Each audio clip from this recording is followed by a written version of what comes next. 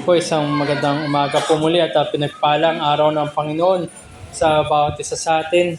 Tunay nga na ito isang kagalakan na tayo narito upang magbigay ng pagsamba sa ating Diyos. So welcome po bawat isa sa atin sa ating gawain dito sa SGRCC Kapalaran Outreach.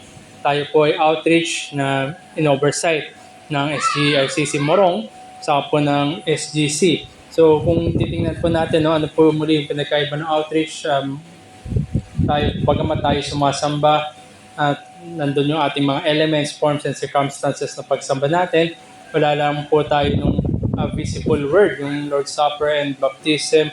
Wala rin po tayong, wala pong pastor dito. At yung other, sabi natin, ecclesial duties na magagampanan dahil wala tayong covenant membership pa. So yun po yung isa sa difference or few differences ng outreach sa isang iglesia. So hindi pa po covenanted ang outreach po na ito. So muli under the SGRCC Morong at ng SGC Manila. Ang Lord's Day schedule rin po natin ay meron po tayong gawain throughout the day. Nagsisimula po tayo ng 9:30, yung ating po Sunday School. At meron po tayong worship service after ng Sunday School, lunch fellowship. At sa hapon po, meron po tayong devotion and prayer time. So narito na nakikita natin, meron tayong whole day schedule. Nandun po yung paghikayat din sa atin na dumalo sa oras. Pinapakita po dito yung ating stewardship ng time at yung kagustuhan po natin sa pagsamba na tayo'y dadalo na nasa oras sa panambahan. Meron pong benefit din ang nakukuha sa Lord's Day, hindi lamang po sa nandun yung ating makita natin yung mga kasama natin, kundi higit sa lahat, ito yung nakakabuti para sa ating kaluluwa. Kung kaya nga rin, ay meron tayong buong araw ng ministries dito. Ng ating gawain ay pagtanaw ng Lord's Day, buong araw po na pagtanaw sa binigay sa atin ng Diyos na isang araw mula sa 7. At meron rin po tayong ongoing topics o series na pinapangaral sa Sunday School po. Nandun po yung corporate worship at sa pangangaral po sa morning sermon ay nandun po yung serye natin sa 1 Thessalonians. And also, I would like to add, meron po tayong YouTube channel na kung saan ay narito na pwede natin balikan. Ina-upload po dyan yung mga pinapangaral at tinuturo po dito sa pulpito nito. Pwede po natin balikan upang i-review natin. O di kaya may mga bagay na kailangan tayo i-clarify, ay balikan po natin dyan. So ito po yung ating YouTube channel. And also, I would like to promote din na meron po tayong paparating na one-day singles conference. Ito po ay sa June 7, 2026, 1 month from now. To be announced pa po ang venue. At meron po dito link to a Facebook page upang pwede tayo magtingin ng other details, mag-register, at kung meron po, pwede rin po lumapit for us to coordinate. Mag-play lang po kami na short teaser patungkol po dito sa one-day singles conference.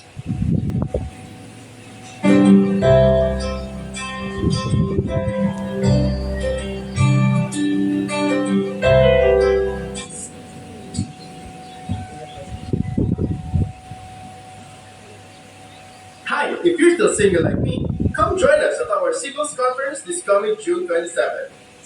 See you there. Under pressure. Under pressure.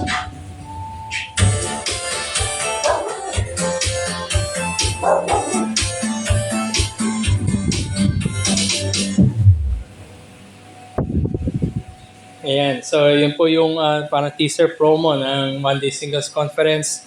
Nakita po natin si Pastor Ranji Muglaki yun, saka si Phoebe. Dati sila single, ngayon hindi na. Nakasal na last month. Ayan, so kakakasalan nila, dating mga single. At yung nagsasalita si Wesley, yung anak ni Kuya Dong, yung nagpe-preside dito.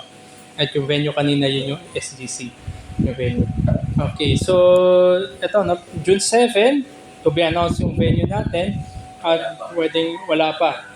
Meron pong Facebook group, yan po yung link, pwede din ipapadala mamaya para ma-visit. At kung meron pong gusto, pwede rin naman lumapit sa amin para mag-coordinate. Okay, sa paghahanda po natin sa ating pagsamba, maglaan po tayo ng konting oras ng katahimikan upang ipaghanda yung ating sarili. Pagbulay-bulayan din. So we behold our God in worship. Pagpapaalala nga sa Habakuk chapter 2 verse 20, ngunit ang Panginoon ay nasa kanyang templong banal, tumahimik ang buong lupa sa harapan niya.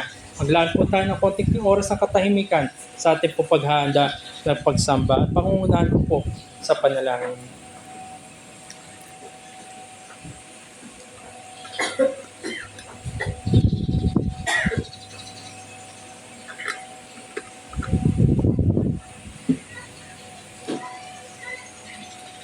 Kaya po tayo po'y manalangin.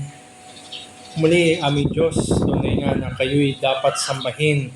Kayo lamang ang siyang dapat papurihan at kayo lamang rin ang dapat iparangal sa lahat. Kami nga po, Panginoon, ay naunawa namin na kami mahihina, kami mga maliliit, at kami ngay mga makasalanan. At kung kami nasa inyo, lalo pa higit na ang puso namin ay nag-uumapaw sa pagpapasalamat at pagpuri sa inyo. Dalangin namin na may handa kami, lalo na as we elements ng worship po namin, at dalangin namin ang aming pagsambay maging katanggap-tanggap sa inyong harapan. Naway, suriin niyo po kami at pakita nawa ang naisin namin na kayo'y luwalatiin. Hiningi rin namin na inyo po samahan ang bawat isa sa amin na magampanan namin ang pag-awitan, pagpapanalangin, pagbabasa at pakikinig na inyo pong salita. At naman maging itong fruitful sa oras na ito at maging kapakipakinabang sa bawat isa as we seek to behold your face, O Lord, in worship, and as we seek to experience you sa inyong pong presensya sa aming kalagitnaan. Hiningi namin, Panginoon, ang biyaya ninyo na alisin po ang maaaring balakid na meron sa aming harapan, na sa ganun ay kami tunay na makasamba sa Espiritu at katotohanan. Samahan niyo kami, Panginoon. Ito po aming dalangin sa ngalan ni Jesus. Amen. Ito po, mapangunahan po tayo ni Brother Aldrin sa ating pong worship. Pagkan po sa pagsamba ay samahan ko akong basahin ang aklat ng mga awit. Tayo ay nasa unang pangkat muna na bahagi ng Psalms 119, which we know na the longest chapter in the Bible. No, at we will be reading verses 1 to 8, no? Kung nariyan po kayo, sundan niyo po ako sa aking pagbasa. Ganito po ang sinasabi, mapalad silang sakdal sa lakad na nagsisilakad sa kautusan ng Panginoon. Mapalad silang iingat ng kaniyang mga patotoo na nagsisihanap sa kanya ng buong puso.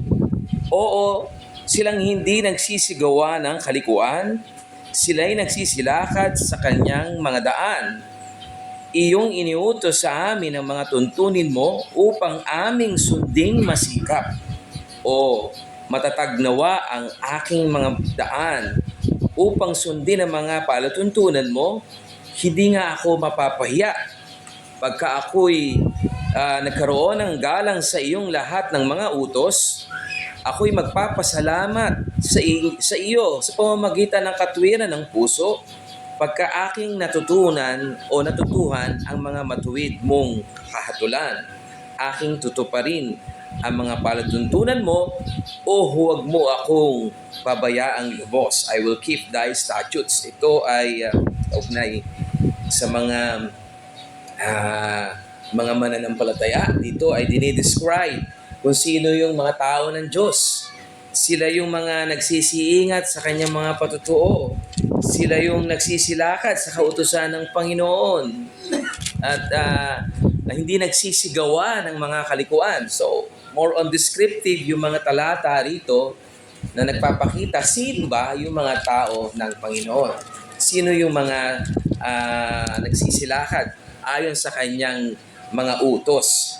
At narito ay, alam po ninyo, isang pagbubulay-bulay rin na matagal na panahon kung bakit may batas at may utos ng Panginoon. Ito ay nagpapakita kung ano ang kalooban niya sa atin, kung ano ang gusto niyang ipagawa sa atin. That's the purpose ng the main purpose ng mga batas. No?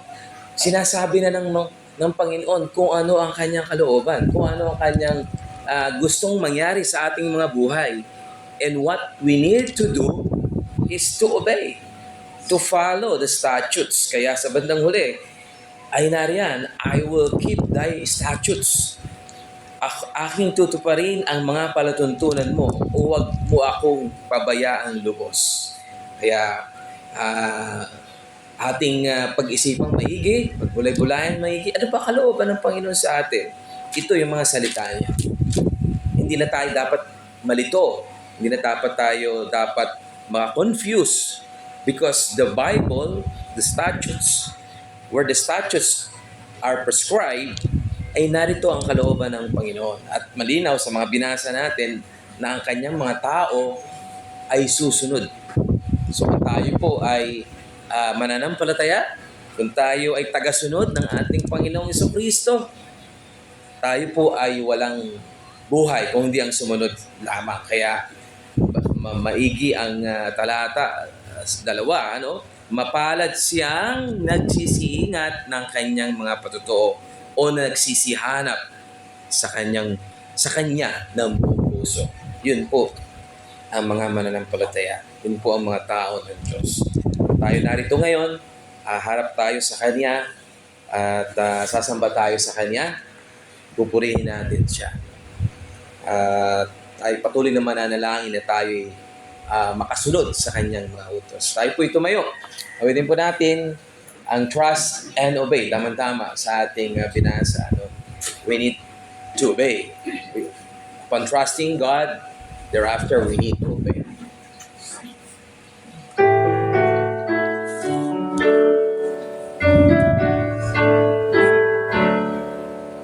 When you walk with the Lord, the light of His glory, what a glory He sheds on our way.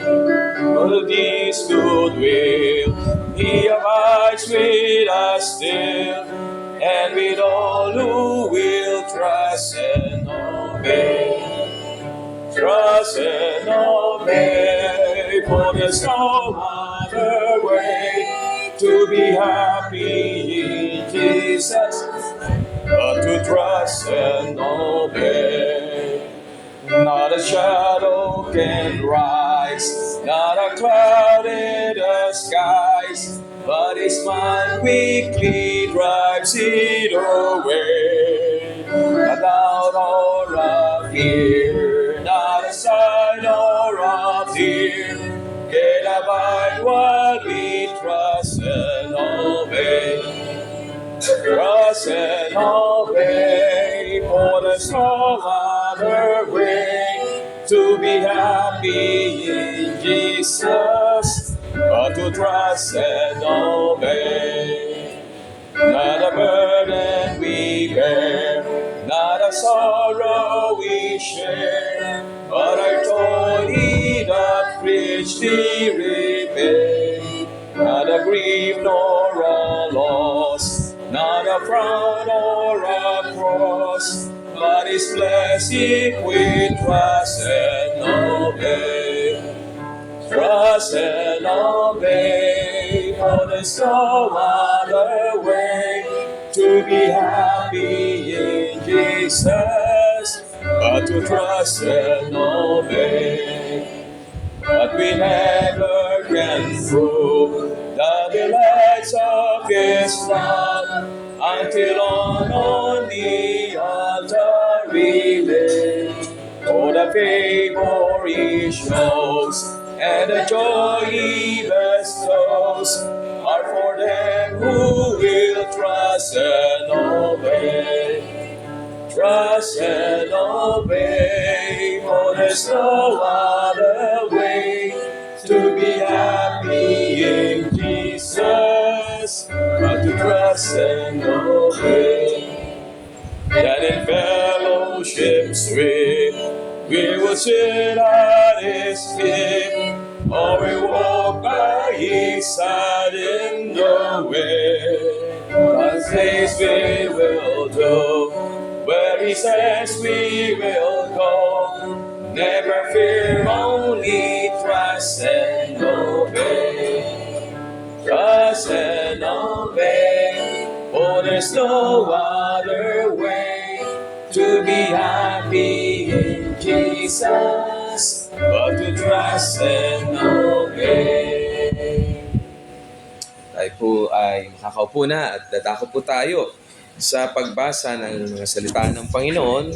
Tayo po ay nasa Gawa na at babasahin natin ang talata 37 hanggang 47. At after nyan ay kakaroon po tayo ng baginan tayo ni Brother Chira, a short exhortation about the scripture that we will about to read. And ito po ay nakafocus we know na ang first part ng chapter 2 ay the outpouring of the Holy Spirit.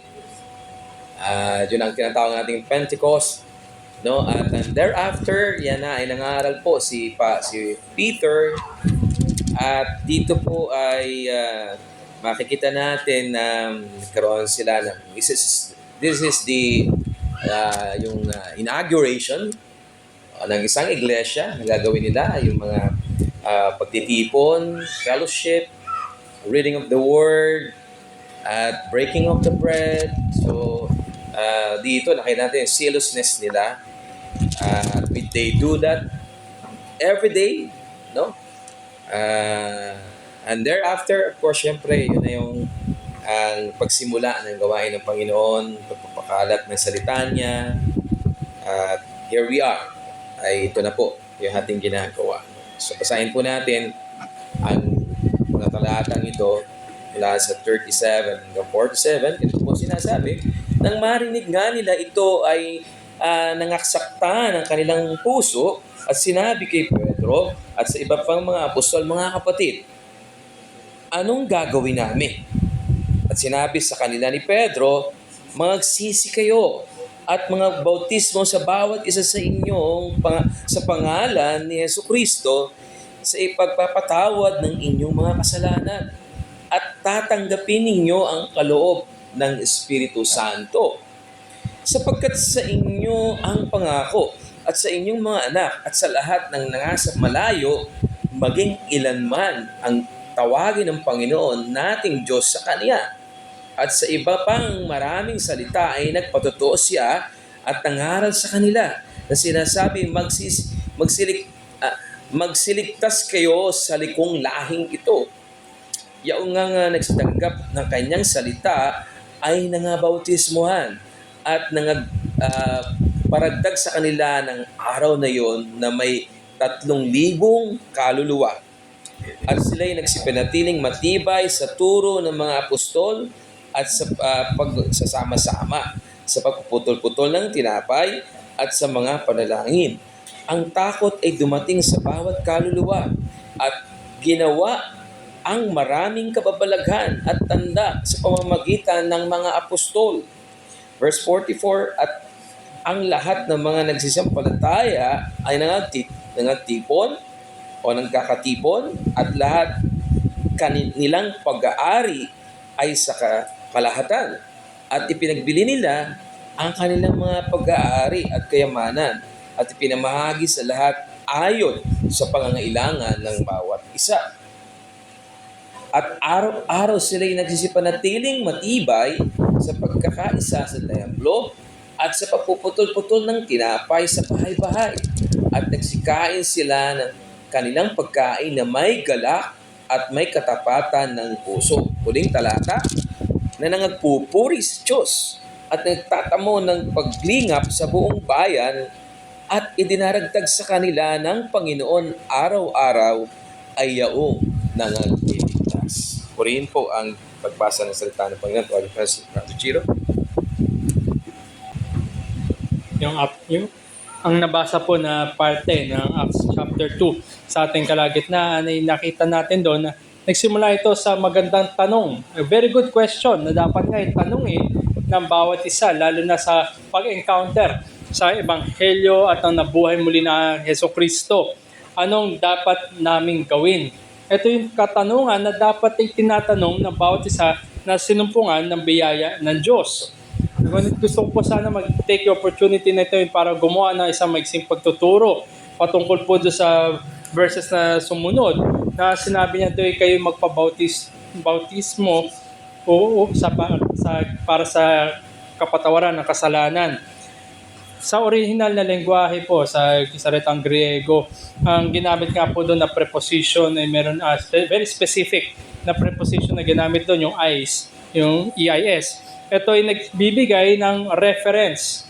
Ibig sabihin lamang, sapagkat kayo ay pinatawad, magpabautismo kayo. Paano natin ito itatranslate? Halimbawa na lamang po, na tayo ay ikay bumili ng, sabi natin, ng cake dahil kaarawan mo. Ikaw ay bibili ng cake dahil kaarawan mo. Hindi ka bumibili ng cake para maging kaarawan mo. So, ganun po. Meron pong ibang preposition sa Griego patungkol upang mangyari isang bagay at hindi po yun ang ginamit ng mga apostol. Kundi pinapakita dito na dahil kayo pinatawan na sa inyong mga kasalanan, kayo ay magpa-bautismo. At makikita rin natin ito yung pagpapaalala din at sa isang banda babala din sa bawat isa doon sa verse 40 na hindi po natin kayang iligtas ang ating sarili, kundi pinapakita lamang sa atin na sapagkat nakita natin ang kapahamakan, alam natin ang kapahamakan na nandyan at ang paparating na kahatulan, kaya nga sinabi na kayo iligtas ninyo ang inyong sarili. Halimbawa na lamang nakikita natin kunwari nasusunog ang bahay, iligtas mo ang iyong sarili.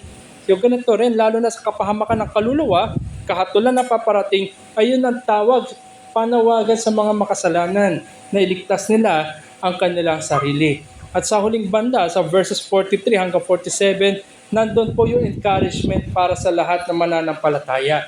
Napakaganda na makita, maranasan na bawat isa na may pagkakaisa ang mga mananampalataya at mayroong buong kagalakan sa papuri sa Diyos dahil sa kanyang ginawang kaligtasan. Yun po ang tugon ng mga bawat mananampalataya. Gaya nung tinawid din natin kanina, lahat na nagtitiwala sa Diyos ay sumusunod sa Diyos at ito ay nagbibigay na papuri na tunay ngang wagas sa kagalakan, sa pag-asa at sa katiyakan ng kaligtasan.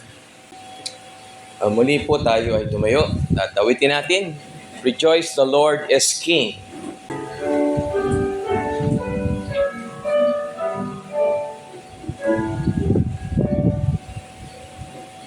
Rejoice, the Lord is King, your Lord and King adore. Rejoice, give thanks and sing and triumph evermore. Lift up your heart, lift up your voice, rejoice again, I say, rejoice. Jesus the Savior reigns, the God of truth and love. When He had purged our sins, He took His seat above. Lift up your heart, lift up your voice, rejoice again, I say, rejoice. His kingdom cannot fail, He rules on earth and hell. The keys of death and hell are to our Jesus given. Lift up your heart, lift up your voice, rejoice again, I say, rejoice. Is this that Christ's right hand, till all is force of me, and bow to His command, forbidding His plea. Lift up your heart, lift up your voice, rejoice again, I say, rejoice. Rejoice in glorious song, our Lord and Judge of God, and take His servants up to their eternal home. Give up your choice, rejoice again, I say, rejoice. Let us pray. Tunay nga po, Panginoon, meron mga dahilan at maraming dahilan para kami magkaroon ng kagalakan at magpurit magpasalamat sa iyo, Panginoon. Kami iningatan po ninyo, inilayo ninyo sa kapahamakan, binigyan ng magandang kalusugan, at pinrovide ninyo, Panginoon, nilaan nyo sa amin ang aming mga pangangailangan. At ang katunayan niyan, kami ay naririto. Kami pineserve po ninyo sa loob ng 6 na araw. At isang araw na to ay yung binukod para ikaw ay pasalamatan, para ibukod ang araw na to sa papuri sa iyo, sa pasasalamat sa iyo, Panginoon. Kaya ito'y ibabalik namin. Ikaw ang aming itataas sa maghapon na ito, na iyong binukod para sambahin ka sa Espiritu at katotohanan. Kaya walang hanggang pasalamat ang aming sasabihin sa iyo. Bagamat marami sa amin ang wala rito, Panginoon, sapagkat they are providentially hindered, kami nananalangin na sila ay ingatan po ninyo, Panginoon. Abutin sila ng iyong biyaya. Kalingain niyo po sila. In particular, ay aming nilalapit sa iyo si Brother Brian na nasa hospital. We pray for his immediate recovery, Lord. Kawaan niyo po siya. May mga kapatid din kami, marahil ay may sakit sila. Marahil ay mahina ang kanilang pangangatawan. Abutin niyo po ng habag at awa sila, Panginoon. Dalangin namin, makasama namin sila sa susunod na pagsamba. Bigyan niyo po sila ng pagkalinga na hindi nila malalasap sa araw na ito na nagsama-sama kami sa ibang kaparaanan. Sila po ay yung maingatan, Panginoon. Kasama na aming mga kapatid sa Morong, sa SGC, doon sa langit at dito sa lupa. Ikaw ang aming masamba, Panginoon. Ikaw ang aming mataas. Ikaw ang aming maluwalhati. Ang bawat titik na letra ng mga awit na aming inaawit, manggaling ito sa aming puso. At ito'y magsilbing pagsamba sa iyo, Panginoon. Ikaw ang mataas nito. Maging sa aming pakikinig ng iyong mga salita, gamitin ninyo ang inyong mga ngaral, Panginoon, na haharap sa amin. Maging daluyan ng iyong pagpapala. Maging buhay ang mga salitang aming mapapakinggan. At ito'y magamit namin sa aming pang-araw-araw na buhay na kinakaharap namin. Matapos ang araw na to ay haharap kami muli sa mundo na nahulog sa kasalanan, na maraming tukso, maraming mga bagay na naghahatak sa amin papalayo. Ang aming baon ay iyong mga salita. Salamat sa presensya ng bawat isa sa amin, na aming mga mahal sa buhay na narito, na pinag-isa po ninyo, ng aming mga bisita, ng aming mga kaibigan, na sila'y narito. Their presence made us blessed and joyful, Panginoon. Kaya po, nagpapasalamat pa rin kami. Kaya po sa maghapon na to, maging sa aming punta mamaya sa Morong, where we can have our Lord's Supper, ay ingatan niyo po kami, Panginoon. At gawin araw na ito na dakila at banal para sa iyo. Lahat ng papurit pasalamat, Panginoon, ay binabalik namin sa tanging pangalan ng aming Panginoon Kristo. Amen. Tayo po yung makakaupo na at muli po tayong awit bago tayo makapakinig ng salita ng Panginoon. Awitin natin ang How Precious is the Book Divine. Okay.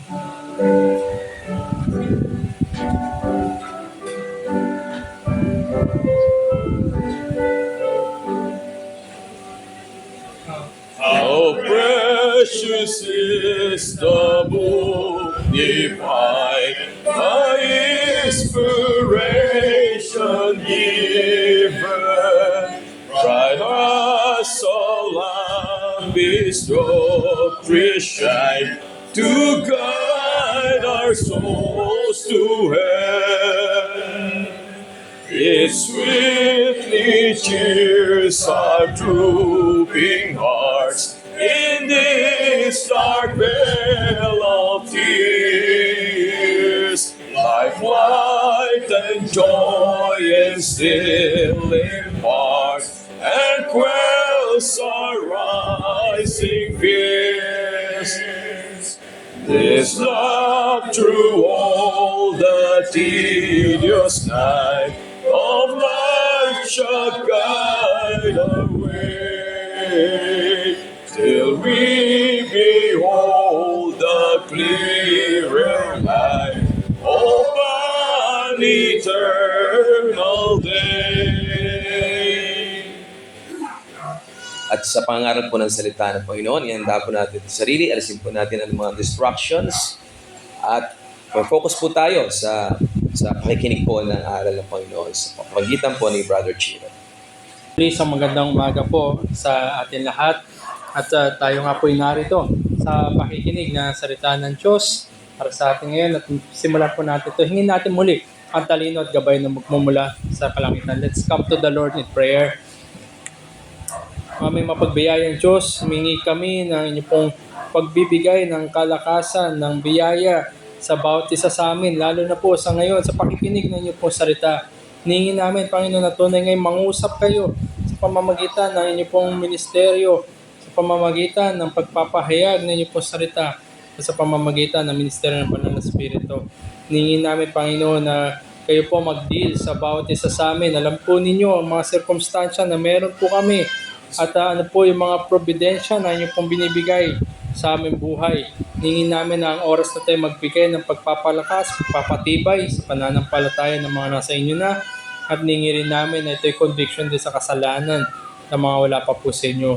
Nawa, Panginoon, tanggalin niyo po ang maaaring maging balakid sa aming mga mata, tenga, puso at isipan, at dinadalangin namin na mapahayag inyo pong salita sa payak na pamamaraan, at mauwi ito sa inyong pong kaluguran, sa inyong pong kadakilaan, at sa inyong pong karangalan. Ito po aming dalangin sa ngalan ni Jesus.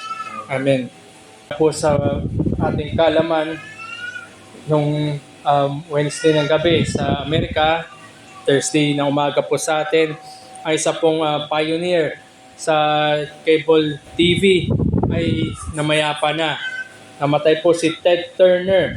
Siya po yung billionaire na media, sabihin natin na mogul, na siya nga po yung founder ng CNN, at para sa mga sports fans yung TNT, para sa mga bata yung Cartoon Network at yung Boomerang. So siya po yung nagtatag ng mga stasyon na yon, eh siya po yung namatay sa edad na 87, 87 years old. Sabi nga dito, among others, ang kanyang legacy, yung mga naiwan niya, best remembered in revolutionizing how news is reported. Siya po yung nagpasimuno ng 24/7 news. So ito po yung CNN. Sapagkat ang kanyang nakita, madalas nakakauwi yung mga empleyado sa kanilang mga tahanan, tapos na po yung pagpo-broadcast ng balita. So ngayon siya gumawa ng kaparaanan na kung saan ay up-to-date pa rin, at hindi lamang po balita sa kanilang lugar, kundi balita sa buong mundo ang pwede po nilang matunghayan. So inintroduce po niya yung 24/7 non-stop na news around the world. Pinapakita yung mga headlines, at gumawa rin siya, hindi lamang patungkol sa mga balita, gumawa rin siya ng kaparaanan upang itulay, nagkaroon ng mga efforts para sa kapayapaan at para rin po sa goodwill sa pagitan ng Estados Unidos at noong panahon na yon yung Soviet Union, sa pamamagitan ng sports. Nagkaroon po ng goodwill games sa pagitan ng Amerika at ng USSR na para maging tulay, mahinto po yung tatawag na Cold War. Sa pamakaparaanan ng sports, ng basketball, ay napagkasundo niya magkaroon nga po ng goodwill games, at nag-improve yung relasyon sa pagitan ng US at ng Soviet Union. Marami rin po siyang philanthropic efforts at mga donation na talaga masabi natin itong taon na to ginamit niya yung mga nalikom niya, yung talino na binigay sa kanya, yung vision na pinagkaloob sa kanya, at yung yaman na pinrosper sa kanya, ginamit niya sa tamang kaparaanan. At ang hometown po niya, ang Atlanta, nandun makikita na isang revered person, ito si Ted Turner.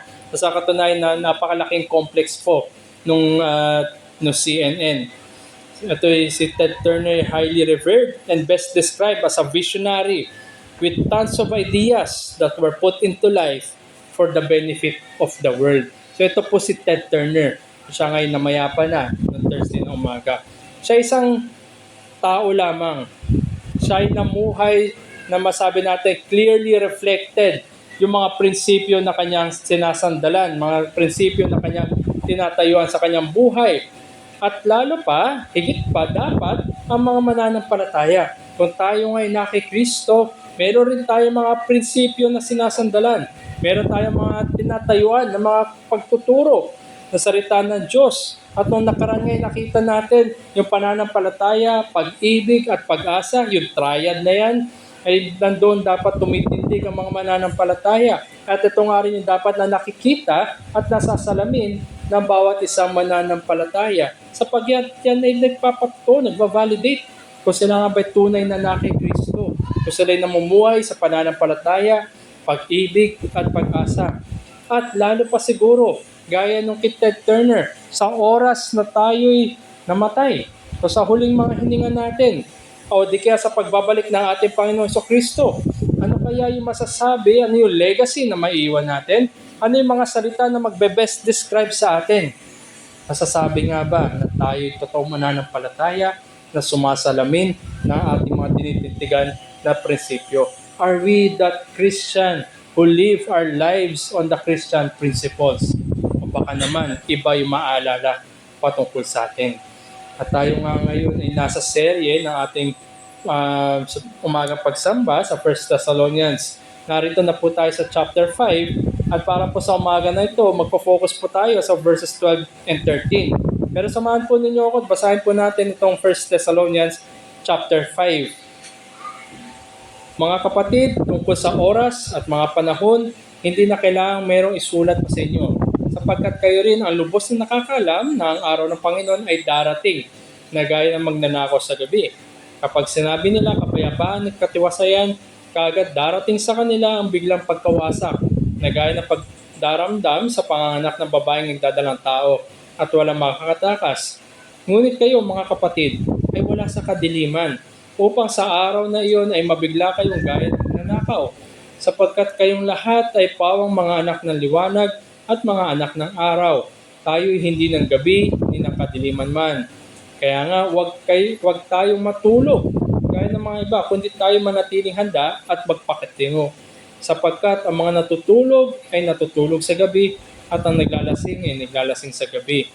Ngunit palibhasa ay mga anak tayo ng araw, magpakitingo tayo, at isuot natin ang baluti ng pananampalataya at ng pag-ibig, at ang maging helmet ay ang pag-asa ng kaligtasan, sapagkat tayo hindi tinalagan ng Diyos sa galit, kundi sa pagtatamo ng kaligtasan sa pamamagitan ng ating Panginoon Jesucristo, na namatay dahil sa atin, upang tayo maging gising o tulog man, ay mabuhay tayong kasama niya. Dahil dito, pasiglahin ninyo ang isa't isa, at patibayin ang isa't isa gaya ng inyong ginagawa. Verse 12, subalit hinihiling namin sa inyo mga kapatid na inyong igalang ang mga nagpapagal sa inyo at namumuno sa inyo sa Panginoon at nagtuturo sa inyo. At lubos ninyo silang igalang na may pag-ibig dahil sa kanilang gawain. Magkaroon kayo ng kapayapaan sa isa't isa. So ito po yung hanggang dito po muna. Tatalakayin po natin yung verses 12 and 13. Maalala natin, nagsupply ng pangangaral, pagtuturo si Apostol Pablo sa mga mananampalataya sa Thessalonica patungkol nga po doon sa nature ng resurrection, sapagkat nabuhay na muli ang ating Panginoon. Nagkaroon sila ng pangamba patungkol sa mga kaibigan nila na mananampalataya na namatay.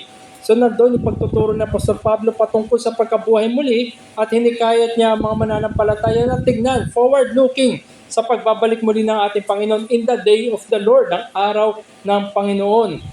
At dinescribe niya ang kanyang mga kapatiran sa pananampalataya, itong mga taga-Thessalonica, bilang mga anak ng araw.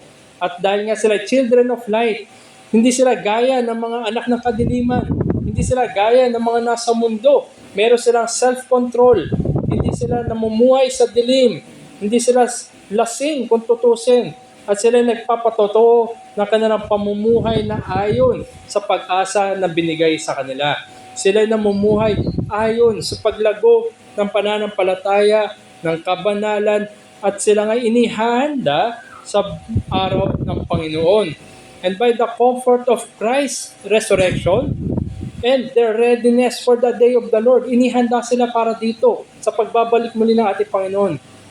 God would prepare them that they may be blameless at that holy day. Ito yung sinuplay ni Apostol Pablo at hinikayat niya na gawin pa ng mga taga-Thessalonica more and more. Gaya ng inyong ginagawa, gampanan nyo pa yan. Hindi nyo na, kung tutusin, hindi nyo na kailangan further writings para sa inyo sapagkat ginagawa na ninyo yan. Yan ay kung tutusin natural na sa inyo. Dahil binago na kayo ng Diyos, kayo namumuhay ayon sa kanyang biyaya at yan din ay nakikita ng iba na masabi nga nila kayo ngayon na kay Kristo. At dito ngayon sa verses 12 and 13, binabalik tayo ni Apostol Pablo sa konteksto ng iglesia, lalo na doon sa taga-Thessalonica, at makikita rin natin paano ito nagre-relate sa panahon natin ngayon. So mula po dito sa verses 12 and 13 ay dala-dala ko po ang isang simpleng mensahe para sa atin sa umaga na to. The realities of the Christian faith is reflected best in the church. Ang realidad ng pananampalatayang Kristiyano ay pinakamaliwanag na nasasalamin sa iglesia o sa anumang kapulungan ng mga mananampalataya. Tandaan natin, ang bawat mananampalataya, pinuspos sa kanya yung kaloob, yung mga blessings ng kaligtasan. At sa kasalukuyan, yung blessings of salvation na yan ay kinikilos, binabago sa mananampalataya papunta, paghahanda sa kaluwalhatian magpawalang hanggan. Ito yung ginagawa ng Diyos sa bawat sa kanya niligtas. Lalahanin natin Romans chapter 8 verse 28 and following, yung golden chain of redemption. Sino man yung kanyang inaaring ganap ay kanyang pagbabanalin at ihahanda hanggang sa kaluwalhatian. He justified, He would sanctify, and sa pupunta sa glory. Yan ang katiyakan ng pananampalatayang Kristyanismo na hindi tayo, bagamat di sapat na iligtas lang tayo, hindi tumigil doon ng Diyos, kundi tayo kanya hinuhulma, kinoconform sa imahe ng kanyang bugtong na anak. Tayo kanyang pinababanal at nire-ready tayo sa magpawalang hanggan upang makasama. Hindi lamang Trinidad na Diyos, kundi ang kapwa natin mananampalataya na kanyang tinubos. At dahil nga totoo, certainly, na darating ang araw ng Panginoon, the day of the Lord, ang pagbabalik muli ng ating Panginoon so Kristo, na kung sino man na namatay na anak kay Kristo, siya'y bubuhayin muli at bibigyan ng bagong maluwalhating katawan at makakasama sa magpawalang hanggan. We are motivated na mamuhay na may katotohanan at realidad ng kaligtasan na yan. At lalo-lalo pa ako sa pagtitipon ng mga mananampalataya. As the gathered community of the redeemed sinners, we continue to witness. Patuloy tayong nagpapahayag. Pinapahayag natin ang ating pag-asa. Pinapahayag natin si Jesucristo na siyang namatay para sa mga makasalanan. Pinapahayag rin natin ang ating pamumuhay na binago ng ating Panginoong Jesucristo na hindi na tayo gaya ng dati. Kung ano man yung mga kasalanan natin nakagisnan, nakagawian, ay hindi na tayo yun. Yan ay magandang patutuo sa madilim na mundo. We continue to do that. We continue to be a witness in this world. Dahil nga, kung ikay mananampalataya, anak ka ng liwanag. You are children of light. Hindi ka nasa kadiliman. At yun nga'y dapat nagraradiate. Dapat nasasalamin natin yung pananampalataya, ang pag-asa at pag-ibigan, hindi lamang sa kapatiran, kundi higit sa lahat sa Diyos. At ito rin ay nakikita visibly, evidently ng mga nasa mundo. Tandaan rin natin mga kapatid, pinagkaloob, ibinigay ng Diyos sa iglesia ang isang structure at meron siyang order sa pamamagitan ng mga apostol. At yan nga'y utos, maliwanag ng utos sa iglesia na sumunod sa salita ng Diyos habang tayo inihahanda for the proper exercise ng ating mga kaloob. Ang isang iglesia at lalo na bawat mananampalataya, nandun yung ating pagsunod sa Diyos. Churches in general and Christians in particular Bagamat tayo ay pinagkalooban na, nilawish natin, binuhos natin ang mga blessings na iyan, tayo ngayon ay dapat sumasalamin sa mga blessings na iyan. Pananampalataya, pag-ibig, pag-asa, nasasalamin ba natin na may buong katapatan ito? These then are demonstrated in everyday living. Sa bawat araw na pamumuhay, nakikita parati sa atin dapat ang pananampalataya natin. Nakikita dapat ang ating pag-asa at ating pag-ibigan, lalo-lalo na kung sa araw na tayo tinipon. Nandun lalo dapat umuusbong ang mga blessings na yan, ang mga virtues na yan. Dahil kung totoo nga tayo na kay Kristo, mapapatunayan at mapapatotohanan natin sa mundo sa pamamagitan ng mga virtues na ito. Kaya muli, the reality of the Christian faith is reflected best in the church. Kung totoo ang ating pananampalataya at meron tayong sinasandigan ng Diyos na nagbigay sa atin ng lahat ng pagpapalang spiritual, yan ay dapat na nakikita higit sa lahat sa kalagitnaan natin. Pinakmaliwanag na sasalamin sa iglesia o sa kapulungan ng bawat mananampalataya. So paano natin ito gagawin? Unang-una ay merong paghihikayat upang gampanan ang Kristiyanong pag-ibigan. There is that exhortation to exercise Christian love. Merong pag-iibigan. At ang ikalawa, dapat rin makita sa atin na meron exhortation to promote Christian peace. May paghihikayat upang isulong ang Kristiyanong kapayapaan. Nandun yung pag-iibigan at nandun yung kapayapaan. Sa ganitong paraan, ay masasalamin natin, madedemonstrate natin, makikita rin ng mundo, mapapatunayan natin na meron nga tayong pag-asa sa pagbabalik muli ng ating Panginoon. Napakahirap para sabihin na tayo meron pag-asa pero wala tayong pag-ibigan. Napakahirap na sabihin natin na meron tayong pag-asa pero hindi tayo nagkakasundo. Hindi yan magiging effective witness for the truth. Kundi yan, dapat mga mananampalataya, lalo na kung tayo pinagbuklod, na tayo tinipon, lalo pa makita sa atin yung pag-ibig at kapayapaan. So tingnan muna natin ang pag-ibig dito sa verse 12. Sabi dito sa verse 12, sinimula ni Apostol Pablo, subalit hinihiling namin sa inyo mga kapatid, hinihiling, ito'y paghihimok, paghihikayat, by way of exhortation. Sabi ni Apostol Pablo, hinihiling niya sa mga taga-Thessalonica, mga kapatiran niya ito, in-address niya, brothers, mga kapatid.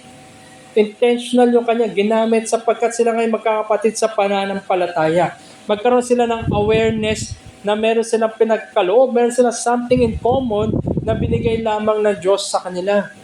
Ito yung pananampalataya, pag-ibig, at pag-asa. Subalit hinihiling namin sa inyong mga kapatid na inyong igalang ang mga nagpapagal sa inyo. So higit sa lahat, hindi lamang sa mga kapatiran, kundi sinabi ni Apostol Pablo, igalang yung mga nagpapagal sa inyo.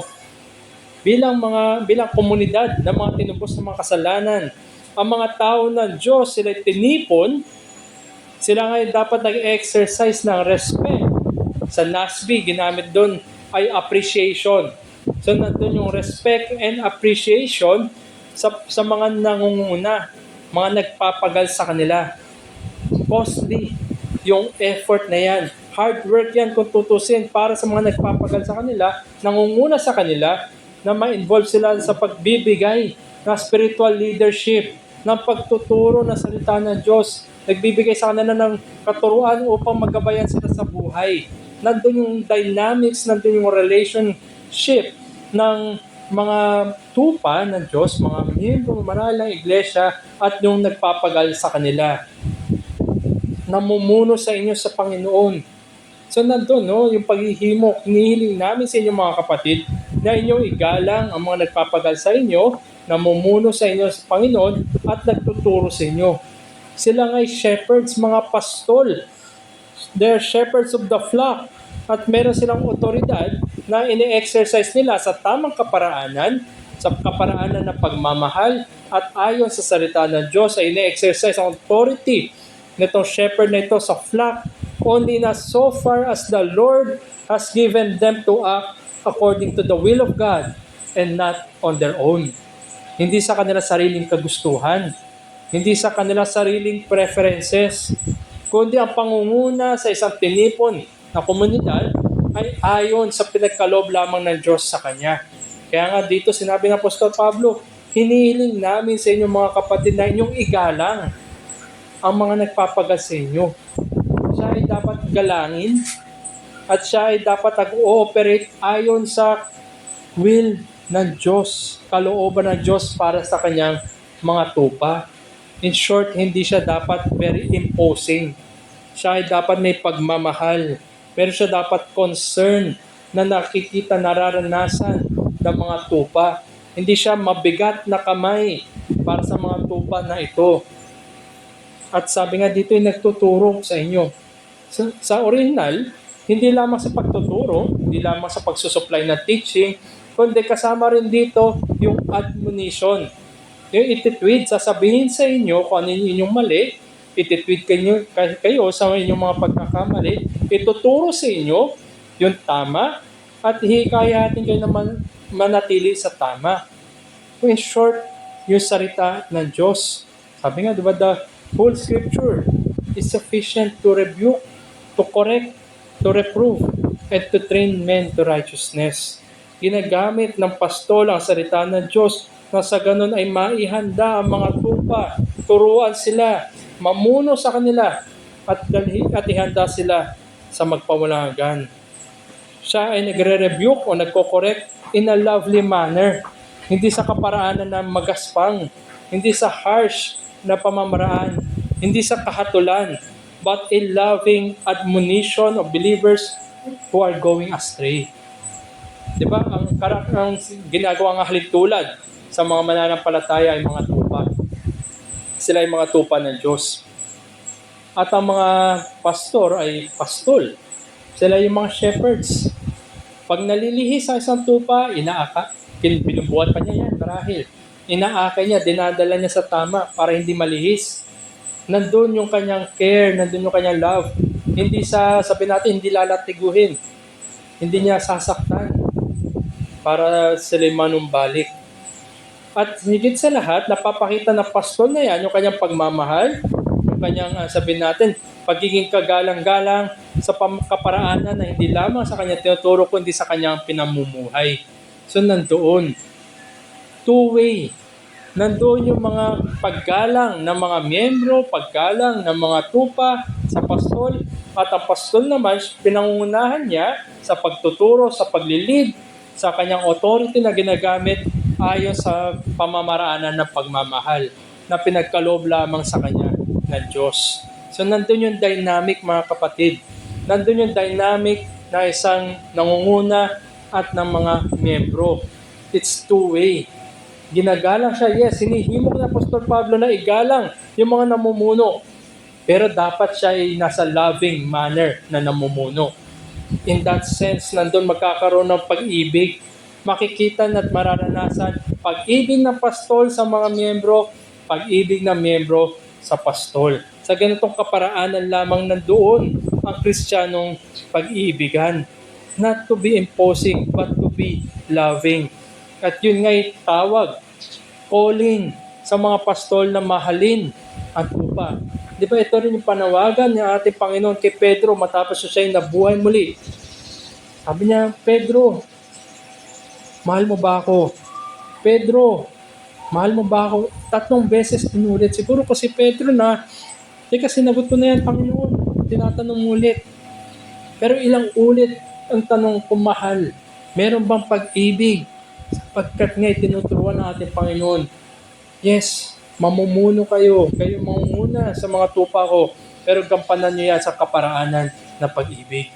Sapagkat kung ang isang pastol ay walang pag-ibig, kasi ang kanyang kaparaanan, ang kanyang pamumuhay, ay sabihin natin magaspang, hindi magpo-flourish ang pag-ibig sa kalagitnaan ng iglesia. Ito yung panawagan ni Apostol Pablo na igalang ninyo sa kaparaanan ng pag-ibig. The ministers of the word should be expected to work hard in service to the church. Ang hard work na ito hindi lamang sa paghahanda ng pangangaral o ituturo Sunday after Sunday, kundi mas mabigat na trabaho pa ngayon what comes after. Kung tutusin sa isang banda, para sa mga pastor, para sa mga nangunguna, pinakamadali na siguro yung maghanda ng lesson. Pero yung pagpapastor, yung pagbisita, pagbibigay ng counsel, pagdidil sa mga natitirang kasalanan o nakikita maaaring nahiwalay, nalilis na landas ang kanyang mga tupa, nandun yung mas mabigat na trabaho. Hard work para sa mga pastol in the service of the church. Hard work is needed because there is so much important work to be done for the sheep, para sa mga tupa, and to the glory of the great shepherd. Nandun, mabigat na trabaho para sa mga tupa at para sa kaluwalhatian ng Diyos. Yes, para sa mga pastor, sa mga nanguna, yes, there's a lot of resources para makatulong upang magampanan mo ang hard work na yan. Kailangan mo rin ng due diligence. Hindi ka dapat, yung sabihin natin, kulang sa paghahanda. Ikaw dapat masusi na nag-aaral at masusi rin na inaayos, ginagawa ang iyong pagtuturo, pangangaral sa maayos sa kaparaanan upang maunawaan. Ikaw ay nagsusupply na teaching, and better make sure yung teaching na yan ay naiintindihan, naunawaan ng mga tupa. Hard work sa biyaya ng Diyos.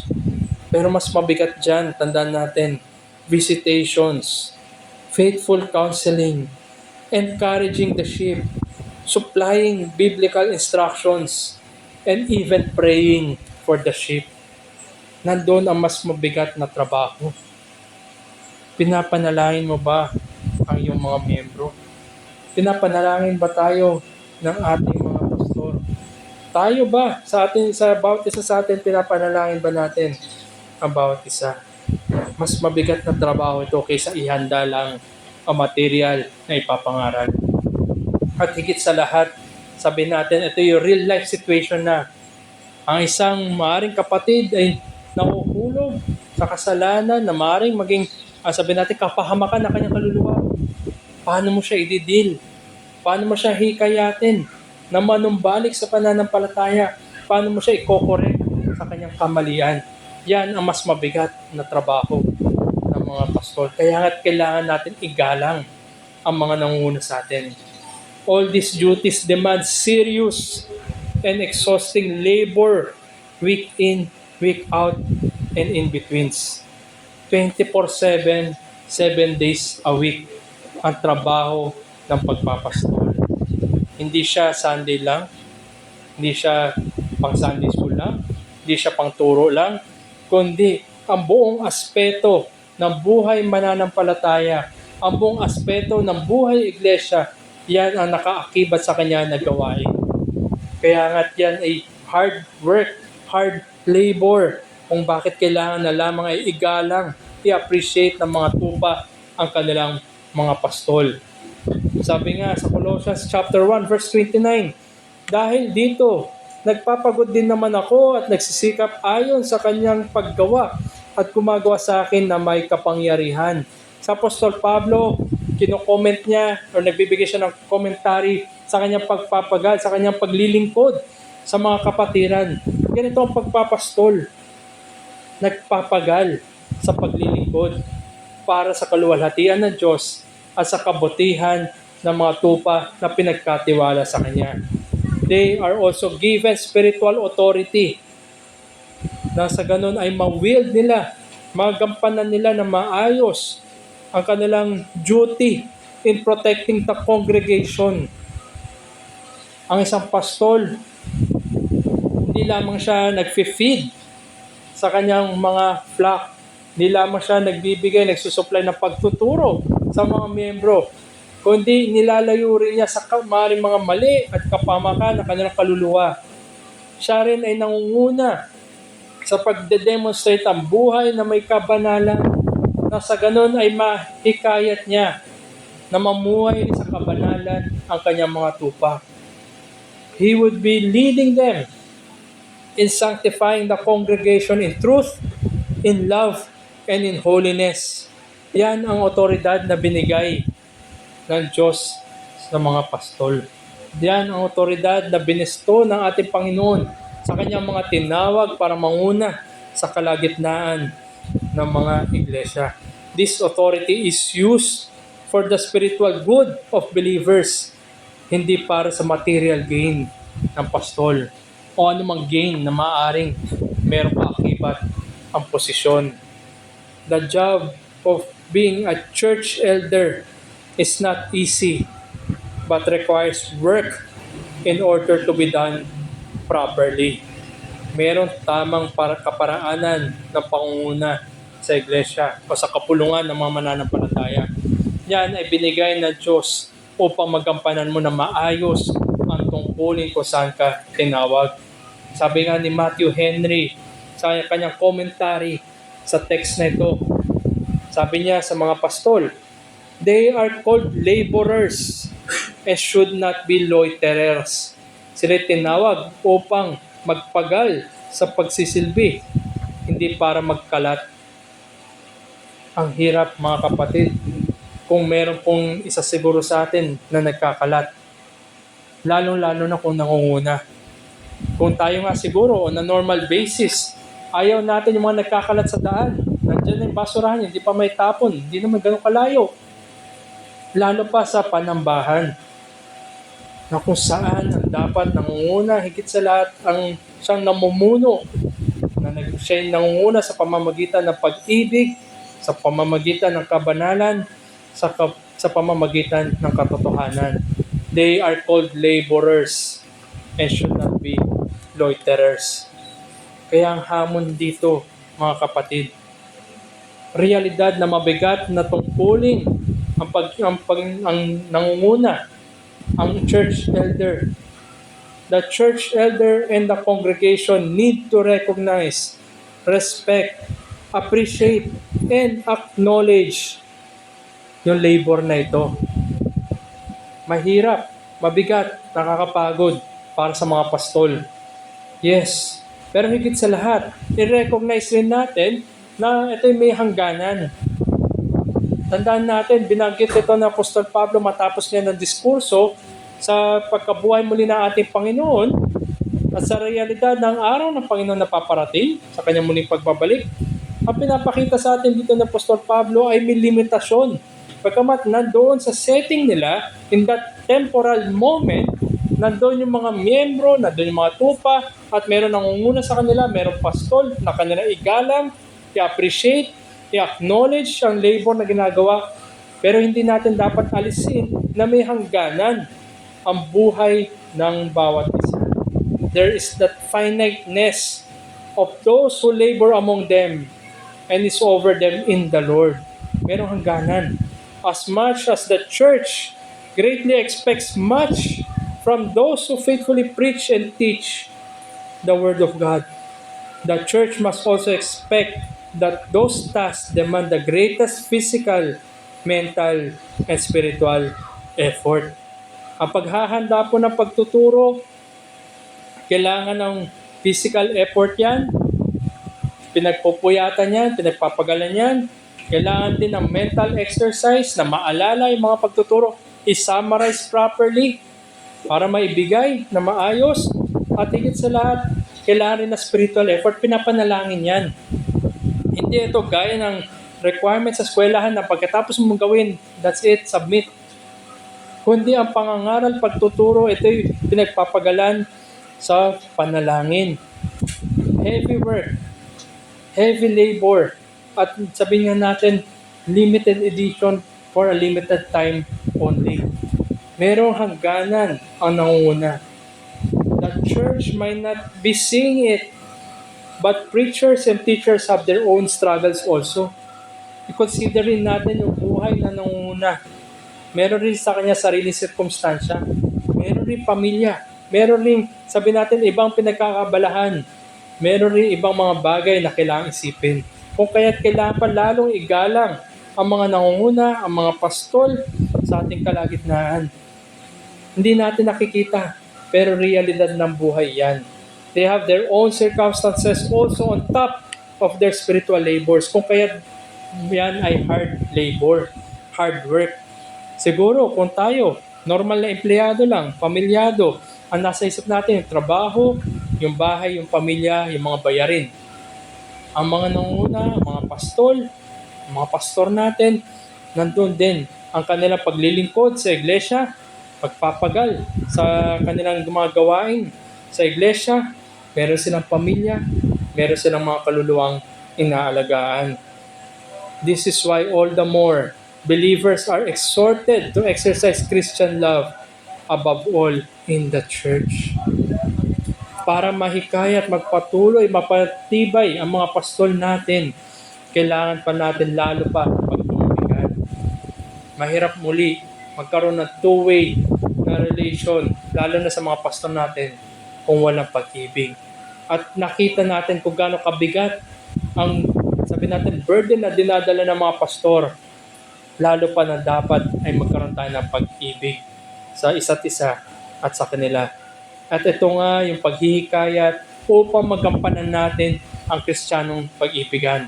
Pag-ibig sa bawat isa ng mga miyembro, mga kapatiran, at pag-ibig sa nangunguna sa atin na ating kailangang igalang, i-respect natin, i-appreciate natin ang kanilang ginagawa para sa atin sapagkat nga sila'y napapagal ayon sa pinagkaloob na tungkulin sa kanila ng Diyos.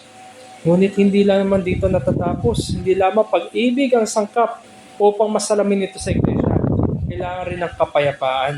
We need to promote Christian peace, ang Kristiyanong kapayapaan. Sabi ni Apostol Pablo sa ating teksto dito sa verse 13 ng chapter 5 ng 1 Thessalonians, at lubos ninyo silang igalang na may pag-ibig dahil sa kanilang gawain, magkaroon kayo ng kapayapaan sa isa't isa. Pinalalahanan ni Apostol Pablo mga mananampalataya sa Thessalonica na meron silang panawagan, meron silang nature of calling sa mga nangunguna sa kanila at sila rin ay tinawag para lumakad sa liwanag na yan ay holy para sa Diyos. Sila nga isang banal na sacrifice. Sila nga isang banal na patotoo para sa Diyos. At lalo pa, mga shepherds na tinawag sa kanilang kalagitnaan upang mamuno, yan ay holy calling din sapagkat yan ay opisina ng isang pastor. Bigyan natin sila ng pag-ibig at respeto dahil sa kanilang gawain at sa pagtawag sa kanila. A faithful pastor labors intensely and prayerfully for the spiritual well-being of the flock that is entrusted to him. Ginagampanan niya sa lahat at sa abot ng kanyang makakaya upang ang kabutihan sa kaluluwa ng kanyang mga tupa na pinagkatiwala sa kanya ay maihanda niya lalo pa sa kabanalan. More so because pastors work to honor Christ and uplift souls to Him. Tandaan natin, mananagot din sila kung paano nila ginampanan ang kanilang tungkulin. Lalo na sa harapan ng Diyos na siyang tumawag sa kanila sa posisyon, sa pwesto, at nagbigay ng otoridad para sa kanyang mga tupa. Alam ni Apostol Pablo, kung walang kapayapaan, kaguluhan ang papasok.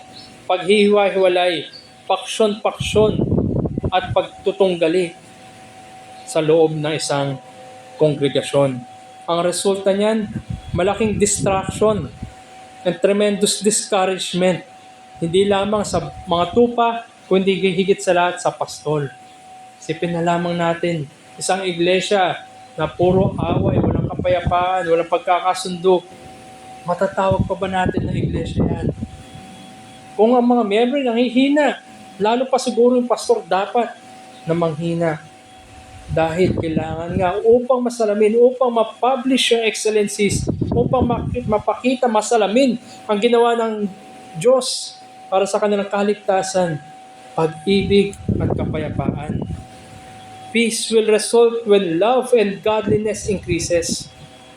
Nandun ang kapayapaan.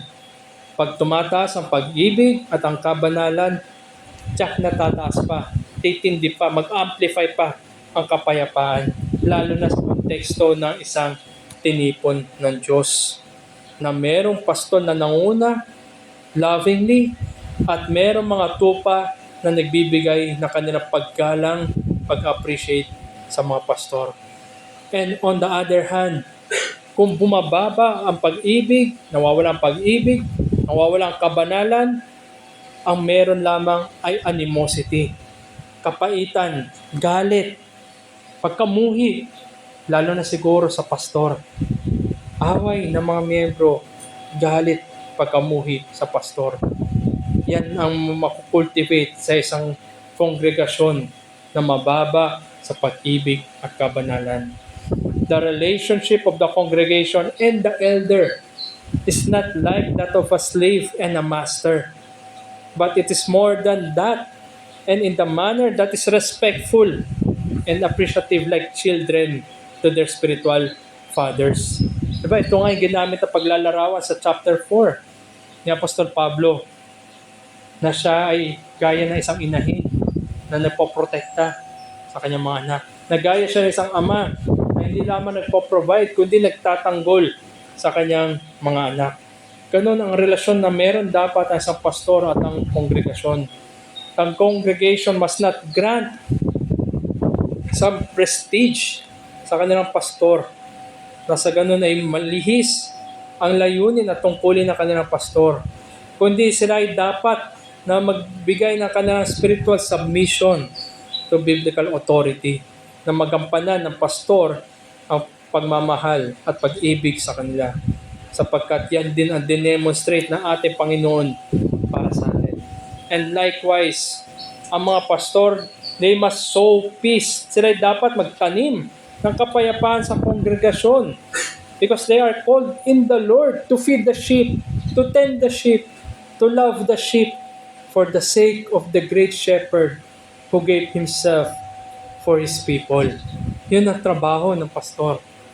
At yan din ang panawagan ng Apostol Pablo sa iglesia, na igalang mga pastor, mamuhay sila na may pag-ibig at kapayapaan. Believers whose ways were led by God and brought them to a biblical church should take steps para magkaroon ng klima sa kalagitnaan na nandoon ay pag-ibig at kapayapaan. Nandoon meron tayong parte, ang bawat isa sa atin, para makapag-contribute tayo sa pag-ibig at kapayapaan sa loob ng kongregasyon. Loving appreciation and affection that is continually being cultivated in the church. Yan ay sabihin natin, mas nakakahinga ng maluwag ang mga miyembro. Nakikita nila nandun yung pag-ibig, mayroong kapayapaan, mayroong pagkakasundo, may pagkakaisa. Mas nakakahinga at tayo na encourage, nahikayat pa tayo na mamuhay sa pagsulong ng kabanalan. Tandaan natin, pag tumataas ang pag-ibig, tumataas ang kabanalan, sure na tataas ang kapayapaan. Sa pagbaliktad naman, pag bumababa ang pag-ibig, nawawala ang pag-ibigan, definitely nawawala ang kabanalan, nawawala ang kapayapaan. The increase in love and holiness that is being done more and more. Ito nga yung utos ng Apostol Pablo. Gawin ninyo yung mga taga-Thessalonica. Pagpatuloy niyo yan, do this more and more. At kung ikay mananampalataya na nasa isang kapulungan o ikay miyembro ng iglesia, gampanan mo pa yung pag-ibig at ang kabanalan more and more. That will promote peace within the church. But ultimately, yan ay sumasalamin sa pananampalataya, sa pag-ibig at pag-asa na binigay ni Kristo sa mga mananampalataya. Kung ikaw ay pinagkalooban ng pagpapalang spiritual ng pananampalataya, pag-ibig at pag-asa, dapat ngayon lalo pa umusbong doon ang kabanalan, lalo mo pa napopromote ang kapayapaan at nakikita pa't nararanasan ang pag-ibigan.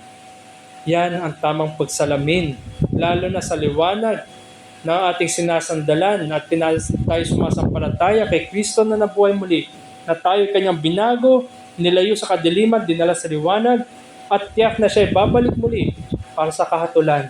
Kung yan ay totoo at realidad para sa iyo, naway makita sa pamumuhay mo na meron kang pag-ibig at kapayapaan, lalo na sa iglesia. Igalang natin ang ating mga pastor, tayo mamuhay na may kapayapaan sa isa't isa. Sabi nga ni G.K. Bill, elders are to be the doctrinal and ethical guardians of the church. Pangungunahan tayo ng mga pastor sa doktrina, sa pagtuturo, sa mga pinaniniwalaan, at sa ethical guidelines sa pamumuhay na may kabanalan. Nandun, napakaganda kung meron tayong mga pastor na nangunguna sa atin ng ganyan, na tayo pa'y nahihimok na sumunod. Imitate Him as they imitate Christ.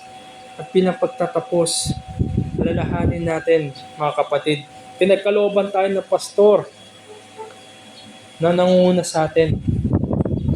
Kung dumating ang panahon, naway, ang tawag nga dyan sa mga elders, they are to shepherd the flock that is amongst you.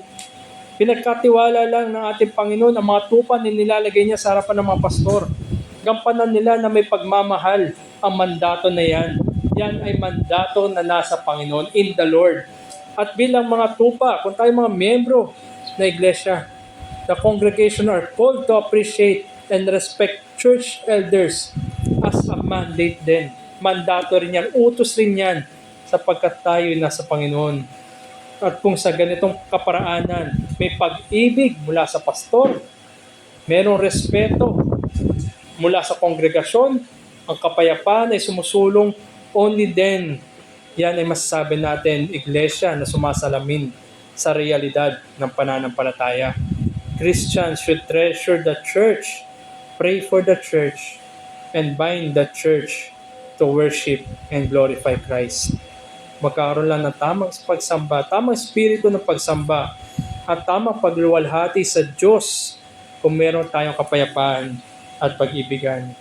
And sabi nga ni John MacArthur, the church is the most blessed institution on earth, the only one built by the Lord Jesus Christ Himself, the only institution He promised to eternally bless. Hindi natin makikita sa ibang organisasyon ang pag-ibig ng mga Kristiyano, may Kristiyanong pag-ibigan. Hindi rin natin makikita sa ibang organisasyon ang Kristiyanong kapayapaan. Yan ay makikita lamang sa isang kongregasyon na nasa Panginoon. If our Lord and Savior Jesus Christ eternally bless this church, bless the members of this church, bless the believers in the church, sino tayo para magbigay ng sumpa sa iglesia sa pamamagitan ng kawalan ng pag-ibig, sa pamamagitan ng kawalan ng kapayapaan? At kung ikaw ay sinasabi mo ikay mananampalataya, dear Christian, let us then reflect this love and peace in the house of God in the present as we are set before eternity with joy beholding our God. Tandaan natin, kung ikay sinasabi mo ikay mananampalataya, ikay hinihahanda sa magpawalang hanggan. Ngunit dito pa lamang sa iyong kasalukuyan at kung saan ka man nilagay na kapulungan, naway makita sa iyong pag-ibig at kapayapaan. Ngunit kung ikaw ay wala pa kay Kristo, kung sinasabi mo na mas yayakapin mo ang kadiliman at kasalanan, tandaan mo rin naway nakita mo sa kapulungan ng mga mananampalataya ang kanilang pag-ibig at kapayapaan, na bagaman anuman yung bagyo ng buhay at hamon sa kanilang pananampalataya, sila'y nakakatindig sapagkat na doon ang katiyakan ng kaligtasan. Naway makita mo rin, naisin mo rin ang pag-ibig at kapayapaan na binibigay lamang ng Panginoong Jesucristo. Only Christ would give peace to our souls. Only Christ would shower that love for all eternity. Otherwise, ang tanging naghihintay lamang sa iyo ay meron ring realidad. Realidad ng kamatayan, realidad ng kahatulan, at magpawalang hanggang sumpa ng puot ng Diyos. Kaya naway, panawagan sa iyo tumakbo ka sa pag-ibig at kapayapaan habang malapit pa si Kristo. Darating ang araw na ang mga sigaw, pagtangis natin, paghingi natin ng saklolo kay Kristo para sa ating kaligtasan, ay baliwala na. Bakit pa natin hihintayin ang araw na yon? At kung muli, tayo bilang mga magkakapatid sa pananampalataya, papurihan natin ang Panginoon sa kanyang ginawa, pinagkalooban tayo na pag-ibig at kapayapaan, lalo-lalo na sa paggalang natin sa mga namumuno sa atin na ginagampanan ng kanilang tungkulin sa pagmamahal na kaparaanan. Gaya po ng ating aawitin mamaya, "Blessed be the tie that binds," na sinabi niya, "This glorious hope revives our courage by the way, while each in expectation lives and longs to see that day." Kung tayo ay meron pag-ibig at kapayapaan dito, lalo pa sa magpawalang hanggan, we long to see that day na mananatili lamang ay ang pag-ibig at ang kapayapaan ng Diyos magpawalang hanggan. Tayo po ay magtapos sa panalangin. Muli aming Panginoon, salamat sa inyo pong mga salita na pinagkaloob sa amin sa pamamagitan ni Apostol Pablo. Tunay ngayon nakita namin ang kahalagahan ng pag-ibig at kapayapaan. Nawa ay ma-demonstrate namin ito sa aming kalagitnaan. Na nandun sa inyong pong pagkakaloob ay magkaroon kami ng paggalang, magkaroon kami ng pagmamahalan at maunawaan namin ang kabigatan ng trabaho at paglilingkod na isang pastor. At higit sa lahat, O Lord, magampanan namin ang aming mga tungkulin para mag-foster ng kapayapaan at pag-ibig sa loob ng kongregasyon. At maging daan din ito na makita po ng mga wala pa po sa inyo ang pag-ibigan namin at ang kapayapaan na meron po sa aming kalagitnaan, na sa ganun ay mahikayat din sila sa pananampalataya. Mga Panginoon, huwag niyo po nawa layunin o forbid po ninyo na meron man sa amin na naghahanap o na gumagawa ng anumang magiging kawalan ng kapayapaan, kawalan ng pag-ibig, mag-stumbling block sa mga wala pa po sa inyo, at maging katitisuran sa mga nasa inyo.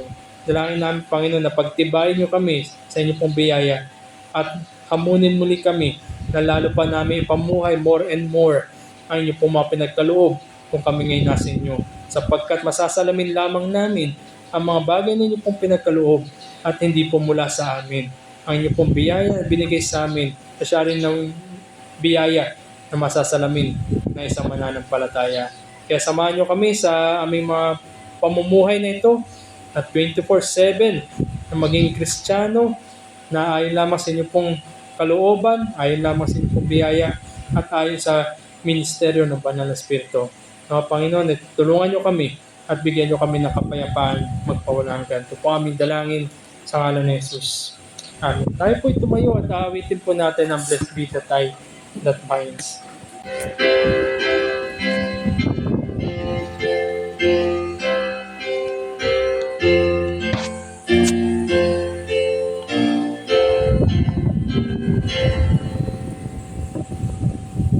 Blessed be the tie that binds our hearts in Christian love, the fellowship of kindred minds is like to that above. Before our Father's throne, before our ardent prayers, our fears are what, our aims are what, our hope forsake our cares.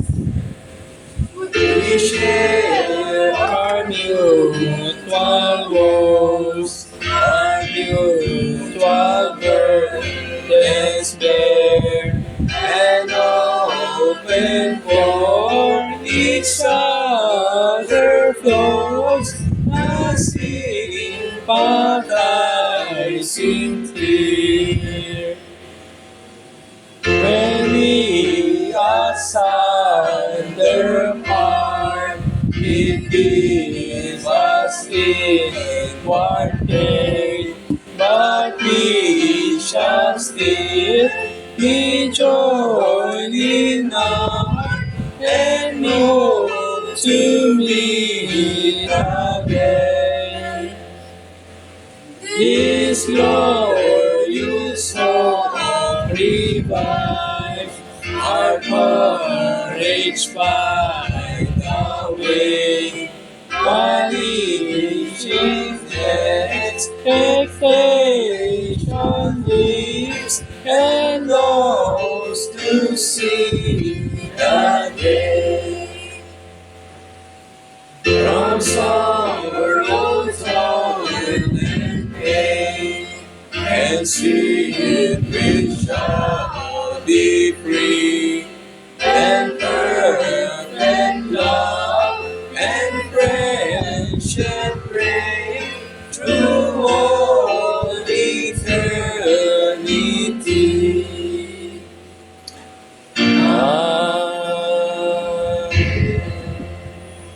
Tunay nga po, Panginoon, na ang pag-ibig at payapaan ay maghari sa aming kalagitnaan.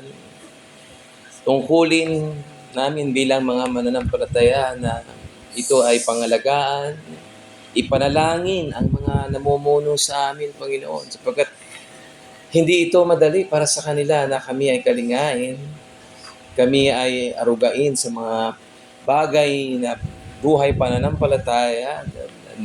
And we understand, Lord, that it's a prime duty of us as the congregation, as your people, to show love to our leaders. And in the end, Lord, ganun din po ang kanilang tungkulin.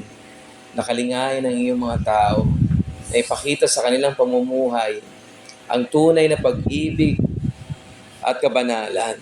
Dalhin sa buhay pananampalatayang nagko-conform sa aming Panginoon Kristo. Ito ang mga mandate ng aming mga leaders. Nawa po, Panginoon, tulad ng mga taga-Thessalonica, sila ay nagpakita ng pag-ibig, pagmamahal sa kanilang mga leaders, ay amin din itong maipamuhay, Panginoon. Salamat po sa iyong mga salita na nagsilbing kalakasan namin at dalhin namin ito sa aming aktual na pamumuhay sa araw-araw na mamuhay kami ng may pag-ibig, mamuhay kami ng may kapayapaan, Panginoon, at alam po namin na ang buhay dito sa mundo ay napakaikli lamang. Darating ang araw, tulad ng isang magnanakaw, ang kamatayan ay aharap sa amin. At dadalhin kami nito sa iyong harapan, Panginoon. Naroon muli ang iyong hamon. Kami ay magkakaroon ba ng tagapagtanggol sa pamamagitan ng aming Panginoon Kristo o isang tagahusga?